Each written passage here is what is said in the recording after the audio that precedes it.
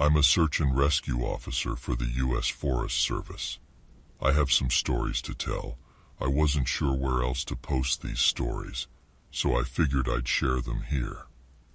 I've been an SR officer for a few years now, and along the way I've seen some things that I think you guys will be interested in. I have a pretty good track record for finding missing people. Most of the time they just wander off the path or slip down a small cliff and they can't find their way back. The majority of them have heard the old "stay where you are" thing, and they don't wander far. But I've had two cases where that didn't happen. Both bother me a lot, and I use them as motivation to search even harder on the missing persons cases I get called on. The first was a little boy who was out berry picking with his parents. He and his sister were together, and both of them went missing around the same time. Their parents lost sight of them for a few seconds, and in that time both the kids apparently wandered off. When their parents couldn't find them, they called us, and we came out to search the area. We found the daughter pretty quickly, and when we asked where her brother was, she told us that he'd been taken away by the bear man. She said he gave her berries and told her to stay quiet, that he wanted to play with her brother for a while.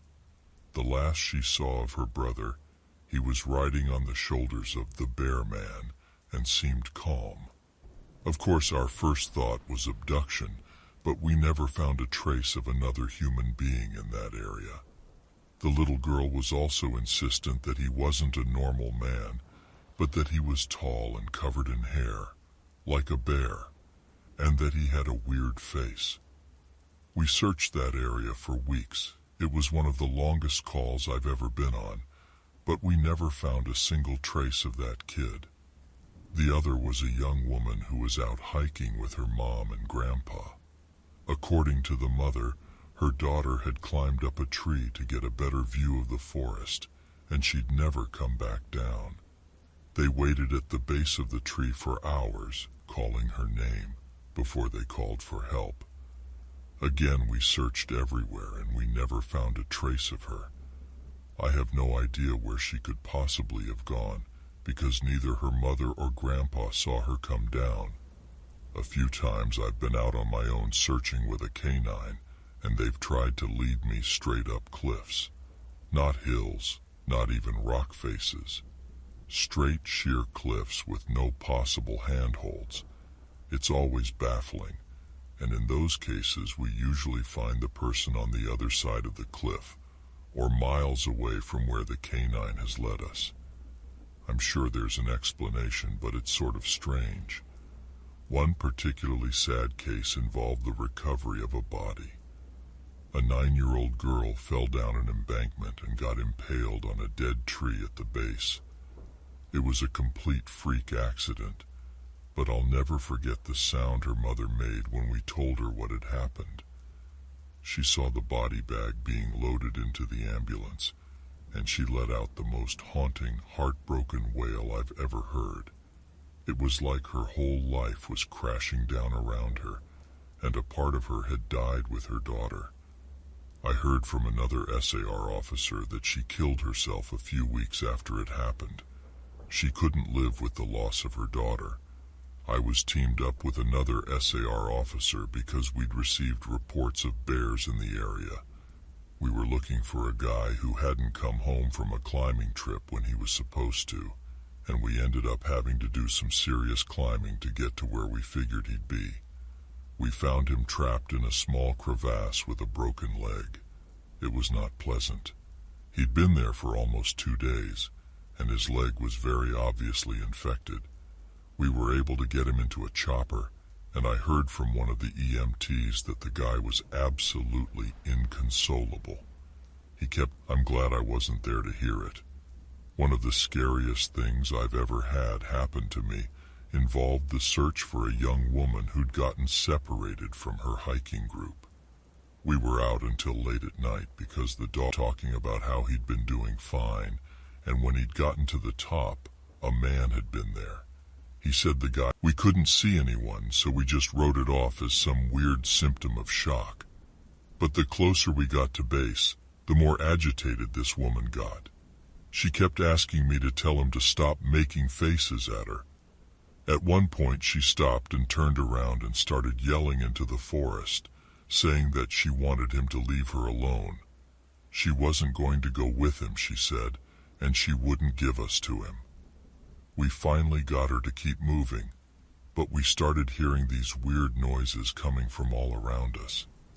It was almost like coughing, but more rhythmic and deeper. It was almost insect-like. I don't really know how else to describe it. When we were within sight of base ops, the woman turns to me, and her eyes are about as wide as I can imagine a human could open them. She touches my shoulder and says, "He says to tell you to speed up. He doesn't like looking at the scar on your neck." I have a very small scar on the base of my neck, but it's mostly hidden under my collar, and I have no idea how this woman saw it. Right after she says it, I hear that weird coughing right in my ear, and I just about jumped out of my skin. I hustled her to ops, trying not to show how freaked out I was, but I have to say I was really happy when we left the area that night. This is the last one I'll tell, and it's probably the weirdest story I have. Now, I don't know if this is true in every SAR unit, but in mine it's sort of an unspoken, regular thing we run into. You can try asking about it with other SR officers, but even if they know what you're talking about, they probably won't say anything about it. We've been told not to talk about it by our superiors, and at this point we've all gotten so used to it that it doesn't even seem weird anymore. On just about every case where we're really far into the wilderness, I'm talking 30 or 40 miles, at some point we'll find a staircase in the middle of the woods. It's almost like if you took the stairs in your house, cut them out, and put them in the forest. I asked about it the first time I saw some, and the other officer just told me not to worry about it, that it was normal. So I logged back on tonight and was blown away by the staggering amount of interest this seems to have generated. First off, I'll address a few things that you guys have brought up. There's been an overwhelming amount of people mentioning the similarity between some of my stories and those of David Paulides. I assure you I'm not trying to rip him off in any way. I've got nothing but respect for the guy. He's actually what inspired me to write this, because I can verify a lot of the things he talks about. We do have a lot of these strange missing persons cases, and most of the time they aren't solved. Either that, or we find them in places they have no business being. I personally haven't been on many calls like that, but I'll share a few that I've seen, and a story my friend told me that relates to this. There was a lot of feedback about the stairs, so I'll touch on that briefly here, and I'll also include a story. They come in a variety of shapes, sizes, styles, and conditions. Some are pretty dilapidated, just ruins, but others are brand new. I saw one set that looked like they came from a lighthouse. They were metal and spiral, almost old-fashioned. The stairs don't go up infinitely, or farther than I can see, but some sets are taller than others. Like I said before, just imagine the stairs in your house, as if someone cut and pasted them in the middle of nowhere. I don't have any pictures. It's never really occurred to me to try again after the first time, and I don't really feel like risking my job over it. I'll try again in the future, but I can't really promise anything. A few people expressed confusion about the guy who ran into the man with no face. Just to clarify, when the climber ascended and reached the top of this peak, he saw another man in a parka and ski pants. This was the man with no face. Sorry about the confusing wording of that story. I'll try to avoid that in the future. All right, on to the new stories. As far as missing persons go, I'd say about half the calls I get are related to that. The others are rescue calls. People who fall down cliffs and hurt themselves, get injured by fire. You wouldn't believe how often this happens. Mostly drunk kids get bitten or stung by animals or insects. We're a tight team, and we have veterans who are excellent at finding signs of lost people. That's what makes these cases where we never find any trace of them so frustrating. One in particular was upsetting for all of us, because we did find a trace of them, but it just led to more questions than answers. An older man had been hiking alone on a well-established trail, but his wife called to say that he hadn't come home when he should have. Apparently he had a history of seizures, and she was worried that he hadn't taken his medication and had suffered one out on the trail. Before you ask, I have no idea why he thought it was okay to go out alone, or why she didn't go with him. I don't ask about that kind of thing because past a certain point, it really doesn't matter. Someone is missing, and it's my job to find them.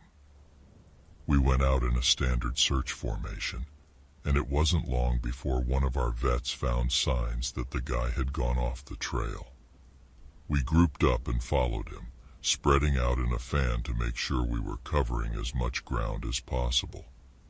Suddenly, a call comes over the radio telling us to all head back to the vet's location, and we come right away, because this usually means the missing person is injured, and we need a full team to help get them out safely. We meet back up, and the vet is just standing at the base of a tree with his hands on the sides of his head. I ask my buddy what's going on, and he points up into the branches of this tree. I almost couldn't believe what I was seeing, but there's a walking stick dangled off, because there are other calls we have to attend to, and past a certain point, there's not much we can do. The guy's wife called us every day for months, asking if we'd found her husband, and it was dangling from a branch at least 30 feet off the ground. The little strap thing on the handle has been looped around the branch, and it's just hanging there. There's no time to time. Missing kids are the most heartbreaking. Doesn't matter what circumstances they go missing under, it's never easy, and we always dread the ones we find deceased. It's not common, but it does happen. David Paulides talks a lot about kids SR teams find in places they shouldn't be, or couldn't be. I can honestly say I've heard about this kind of thing happening more than I've seen it, but I'll share one of the ones that I think about a lot that I witnessed personally. A mother and her 3 kids were out for a picnic in an area of the park that has a small lake. One is 6, one is 5, and the other is about 3. She's watching them all really closely, and according to her, she never lets them out of her sight at any time. She never saw anyone else in the area either, which is important. She packs their stuff up and they start to head back to the parking area. Now, this lake is only about 2 miles into the woods, and it's on a very clearly established trail. It's almost impossible to get lost getting from the parking area to it, unless you're deliberately going off the path like an imbecile. Her kids are walking in front of her, when she hears what sounds like someone coming up the path behind her. She turns around, and in the 4 or so seconds she's not looking, her 5-year-old son vanishes. She figures he stepped off the trail to pee or something, and she asks her other 2 where he went. They both tell her that a big man with a scary face came out of the woods next to them, took the kid's hand, and led him into the trees. The 2 remaining kids don't seem upset. In fact, she says later that it seems like they've been drugged. They're sort of spacey and fuzzy. So of course she freaks out, starts looking frantically in the area for her kid. She's screaming his name, and she says at one point she thinks she heard him answer her. Now, obviously she can't go blindly running into the woods. She's got the other 2 kids, so she calls the police and they send us out immediately. We respond, and we start the search for him. Over the course of this search, which spans miles, we never find a single trace of the kid. Canines can't pick up any scent. We don't find any clothing or broken bushes or literally anything that would signify a child being there. Of course, there's suspicion about the mother for a while, but it's pretty clear that she's completely destroyed by the whole thing. We looked for this kid for weeks, with a lot of volunteer help, but eventually, the search peters out and we have to move on. The volunteers keep searching though, and one day we get a call on the radio letting us know that a body has been found and needs to be recovered. They tell us the location, and none of us can believe it. We figure it has to be a different kid. But we go out there, about 15 miles from the site where he vanished, and sure enough, we find the body of the kid we've been looking for. I have been trying to figure out how this kid got where he did ever since we found him, and I've never come up with an answer. A volunteer just happened to be in the area, because he figured he might as well look in places no one else would think to on the off chance the body had been dumped. He comes to the base of a tall, rocky slope, and halfway up he sees something. He looks through his binoculars, and sure enough, it's the body of a little boy, stuffed in a little opening in the rock. He recognizes the color of the kid's shirt, so he knows right away that it's the missing boy. That's when he calls it in, and we're dispatched. It took us almost an hour to get his body down, and none of us could believe what we were seeing. Not only was this kid 15 miles from where he'd started, there was no possible way he could have gotten up there on his own. This slope is treacherous, and it's hard disconcerting calls I've ever been on.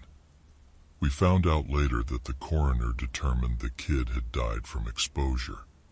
He'd frozen to death, probably late at night 2 days before we found him.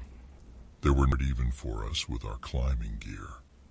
A 5-year-old boy had no way of getting up there, of that I'm certain.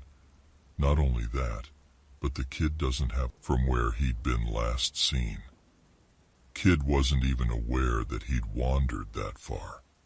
One of the vets brought him back, which I was glad for because I'm really not good with kids, and I find it hard to talk to them and keep them company. As my trainer and I are headed back, she decides to take me on a detour to show me one of the hot spots where we tend to find missing people. It's a natural dip in the land near a popular trail, and people will usually move downhill because it's easier. We hike out there, it's a few miles away, and we get there in about an hour or so. As we're walking around the area and she's pointing out places she's found people in the past, I see something in the distance.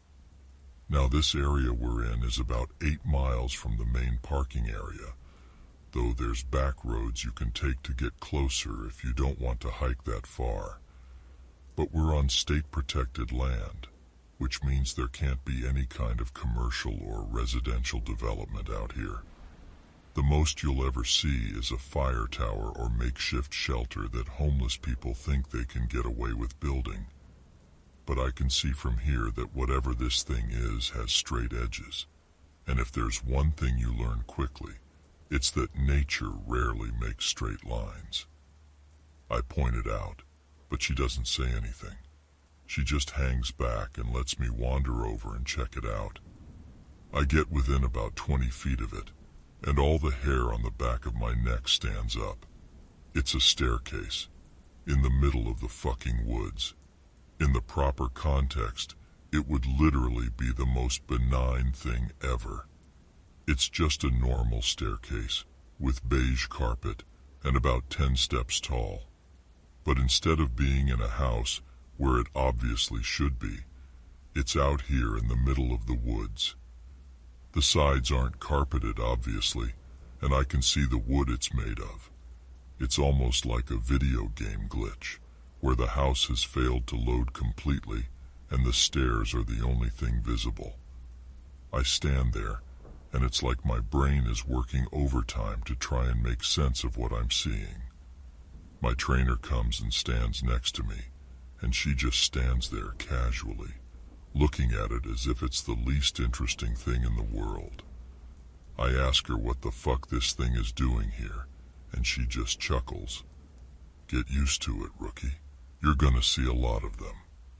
I start to move closer, but she grabs my arm, hard. I wouldn't do that, she says. Her voice is casual, but her grip is tight, and I just stand there looking at her. You're gonna see them all the time, but don't go near them. Don't touch them, don't go up them, just ignore them. I start to ask her about it, but something in the way she's looking at me tells me that it's best if I don't. We end up moving on, and the subject doesn't come up again for the rest of my training. She was right, though. I'd say about every fifth call I go on, I end up running across a set of stairs. Sometimes they're relatively close to the path, maybe within 2 or 3 miles. Sometimes they're 20, 30 miles out, literally in the middle of nowhere, and I only find them during the broadest searches or training weekends. They're usually in good condition, but sometimes it looks like they've been out there for miles. All different kinds, all different sizes. The biggest I ever saw looked like they came out of a turn-of-the-century mansion and were at least 10 feet wide, with steps leading up at least 15 or 20 feet. I've tried talking about it with people, but they just give me the same response my trainer did. It's normal. Don't worry about it. They're not a big deal, but don't go close to them or up them. When trainees ask me about it now, I give them the same response. I don't really know what else to tell them. I'm really hoping thaw came. Sure enough, when the first big thaw came, a hiker reported a body a little ways off the main trail. We found him at the base of a tree, in a pile of melted snow. Someday I get a better answer, but it hasn't happened yet. This is another one that was less spooky and more sad. A young man went missing late in winter, when realistically, no one should be going that far. Immediately obvious if you don't know what you're looking for.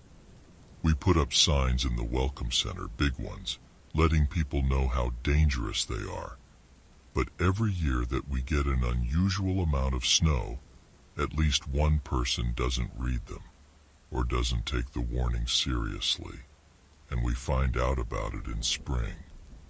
My best guess is that this young man was hiking and got tired, or maybe a cramp from walking in the deep snow. He went to go sit at the base of the tree, not knowing that there was a tree well, and fell in. He got stuck with his feet up, and the surrounding snow caved in around him. Unable to free himself, he suffocated. It's called snow immersion suffocation, and it doesn't usually happen except in really deep snow. But if you get stuck in a weird position like this guy did, even 6 feet of snow can be lethal. What scared me the most was imagining how he must have struggled. Upside down in the freezing cold, he didn't die quickly. The snow would have formed a dense, heavy pile on top of him, and it would have been literally impossible to get out. As it got harder to breathe, he would have known what was happening. I can't even imagine what he was thinking in his last moments. A lot of my less outdoorsy friends want to know if I've ever seen the goat man while I've been out on calls. Unfortunately, or I guess fortunately, I've never had anything quite like that happen. I guess the closest was the whole black-eyed man thing, but I didn't see anything.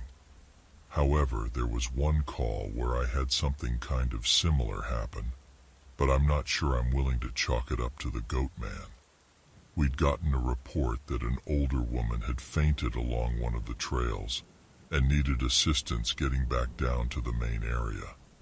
We hike up to where she's at, and her husband is just beside himself. He runs, well, I guess more jogs to us, and tells us that he was a little ways off the trail looking at something when his wife starts screaming behind him. He runs back to her and she's passed out on the trail. We get her on a backboard, and as we're getting her down to the welcome center, she comes to and starts screaming again. I calm her down and ask her what happened. I can't remember verbatim what she said, but essentially, what happened was this. She'd been waiting for her husband when she started hearing this really strange sound. She said it sounded sort of like a cat, but it was off somehow, and she couldn't quite figure out why. She went a little ahead to try and hear it better, and it sounded like it was coming closer. She said the closer it got, the more uneasy she was, until she finally figured out what was wrong. I do remember this next part, because it was so weird that I don't think I could forget it if I tried. It wasn't a cat. It was a man, saying the word meow over and over, just meow, meow, meow. But it wasn't a man. It couldn't have been, because I've never heard a man make his voice buzz like that. I thought my hearing aid was going out, but it wasn't. I adjusted it and it still sounded all buzzy. It was awful. He was coming closer, but I couldn't see him. And the closer he got, the more scared I was. And the last thing I remember was a shape coming out of the trees. I guess that's when I fainted.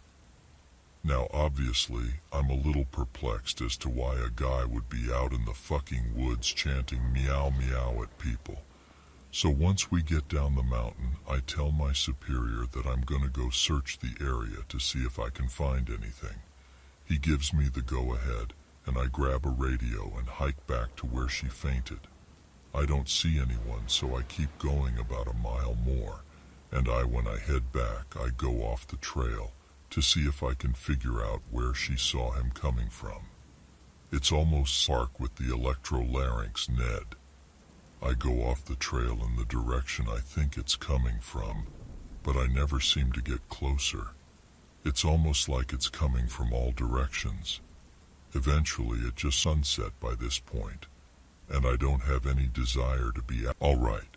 So the common questions I found you all had.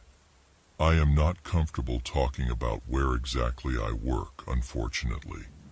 In all reality, some of the things I've mentioned here could get me in a lot of trouble or fired, so it's best if I just don't discuss too much.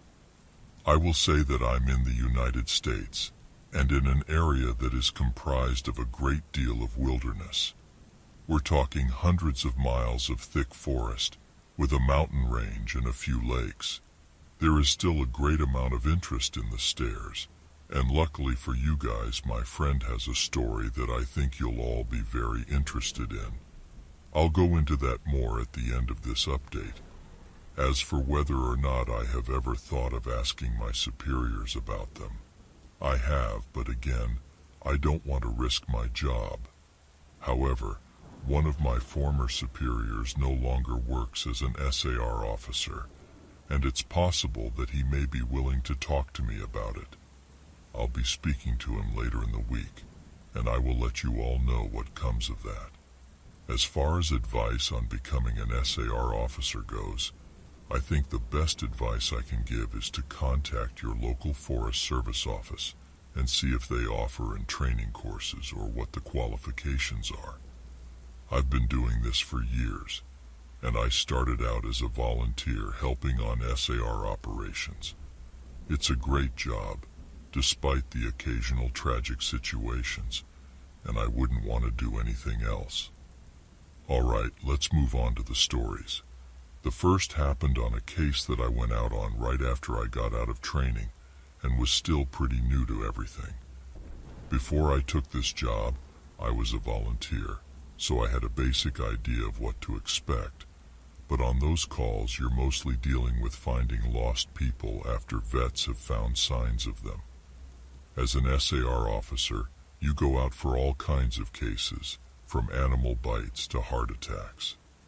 This case got called in early in the morning from a young couple who were up on one of the trails that goes by the lake. The husband was completely hysterical, and we couldn't really figure out what was going on. We could hear the woman screaming in the background, and he was begging us to come up there right away. When we get there, we see him holding his wife, and she's got something in her arms. She's screaming these awful, almost animal-like screams, and he's sobbing. He sees us and he screams at us to help them, to please get an ambulance up there. Now obviously we can't just drive an ambulance up the walking path, so we ask him if his wife needs help or if she can walk on her own. He's still hysterical, but he manages to tell us that it's not his wife that needs help. I go over while one of the vets tries to calm him down, and I ask the wife what's going on. She's rocking, holding something, and just shrieking over and over. I crouch down and see that whatever she's holding, it's covering her with blood. That's when I notice the sling on her front, and my heart sinks. I ask her to tell me what's going on, and I sort of pry her arms gently open so I can see what she's holding. It's her baby, obviously dead. His head is caved in on one side, and he's covered in scratches. Now, I've seen dead bodies before, but something about this whole situation hits me hard. I have to take a second to compose myself, and I get up and go get one of the other vets who's standing by. I tell him that it's a dead kid, and he sort of pats my shoulder and tells me he'll deal with it. It took us over an hour to get this woman to let us see her kid. Every time we try to take him from her, she flips out and tells us we can't have him, that he'll be okay if we just leave her alone and let her help him. But eventually, one of the vets manages to calm her down, and she gives us the body. We took it back to the med area, but when the EMTs showed up, they told us that there was never the kid, who ends up falling about 20 feet down this little gully onto the rocks at the bottom. The dad climbed down and recovered the kid, but he'd fallen right on his head and was dead by the time he got any hope of saving the kid. He died instantly from the trauma to his head. I was good buddies with one of the nurses who met them at the hospital, and she told me lay away from people, and sightings are highly unusual. Most of the animals you'll see are small ones like coyotes, raccoons, or skunks. What we do see frequently, though, are moose. And let me tell you, moose are nasty fuckers. They'll chase after anything for any reason. And God help you if you get in between a female and its baby. One of the more amusing calls was of a guy who'd gotten chased down by an absolutely massive male moose and was stuck up a tree. Took us almost an hour to get him down, and when he was finally on solid ground again, he looks at me and says, "God damn, them fuckers is big up close." I guess that's not really a scary story, but we still laugh about that one.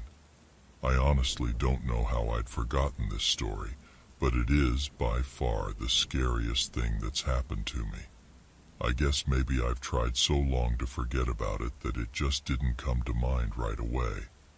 As someone who spends literally all of their time in the woods, you don't ever want to let yourself get scared of being alone or out in the middle of nowhere. That's why when you have experiences like this, you tend to just forget about them and move on. This is, to date, the only thing that's ever made me really seriously consider if this job is the right one for me. I don't really like talking about it much, but I'll do the best I can to remember it all. As I recall, this took place right at the end of spring. It was a typical lost child call. A 4-year-old girl had wandered away from her family's campsite and had been missing for about 2 hours. Her parents were completely despondent and told us what most parents do. "My kid would never wander away. She's so good about staying close. She's never done anything like this before." We assure the parents that we'll do everything we can to find her, and we spread out in a standard search formation. I was partnered with one of my good buddies, and we were sort of casually holding conversation while we hiked. I know it sounds callous, but you do sort of become desensitized when you've done this long enough. It becomes the norm, and I think to a certain extent you have to learn to desensitize yourself in order to work this job. We search for a good 2 hours, going well beyond where we think she'd be, and we come out of a small valley when something makes us both stop in unison. We freeze and look at each other, and there's almost a sensation like a plane depressurizing. My ears pop, and I have this odd sensation of having dropped about 10 feet. I start to ask my buddy if he felt that, but before I can, we hear the loudest sound I've ever heard in my life. It's almost like a freight train passing directly by us, but it's coming from every direction at once, including above and below us. He screams something to me, but I can't hear him over this deafening roar. Understandably freaked out, we look all around us, trying to find the source of the sound, but neither of us sees anything. Of course, my first thought is a landslide, but we're not near any cliffs, and even if we were, it would have hit us by now. The sound goes on, and we're trying to yell to each other, but even standing close together we can't hear anything but this sound. Then, as suddenly as it starts, it stops like someone threw a switch and cut it off. We stand there for a second, perfectly still, and slowly the normal sounds of the woods come back. He asks me what the fuck just happened, but I just kind of shrug, and we stand there looking at each other for a minute. I get on the radio and ask if anyone else just heard the end of the fucking world, but no one else hears it, even though we're all within shouting distance of each other. My buddy and I just sort of shrug it off and keep going. About an hour later, we all check up on the radios, and no different beast, but we're not seeing any signs of her or getting any responses, and around midnight, we decide to turn around and head back to the rendezvous point. We're about halfway back when my buddy someone's found the little girl. Most of the time, we won't search when it gets dark, but because we don't have any kind of lead on her, a few of us decide to keep going, including me and my buddy. As we get closer to the crying, I start getting this weird feeling in my gut, and I tell my buddy that something isn't right. He tells me he feels the same way, but we can't figure out what it is.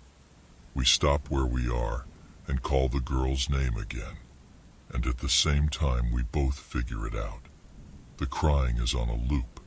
It's the same little hitching sob, then wail, then quiet hiccup, repeated over and over. It's exactly the same every time, and without saying another word we both take off running. It's the only time I've ever lost my composure like that, but something about it was so incredibly wrong, and neither of us wanted to stay out there anymore. When we got back to the rendezvous, we asked if anyone else had heard anything strange, but no one else knew what we were talking about. I know it sounds sort of anticlimactic, but that call fucked me up for a long time. As for the little girl, we never found a trace of her. We keep an eye out for her and all the other people who we've never found, but frankly I doubt we'll ever find anything. Of the missing persons calls I've gone out on, only a handful have ever resulted in a complete disappearance, meaning no trace of the person and no body ever found. But sometimes, finding a body just leads to more questions than answers. Here are some of the bodies we've found that have become infamous in our team. A teenage boy whose remains were recovered almost a year after he vanished. We found the top of his skull, 2 finger bones, and his camera almost 40 miles from where he was last seen. The camera, sadly, was destroyed. The pelvis of an older man who had vanished a month earlier. That was all we subscribe for more.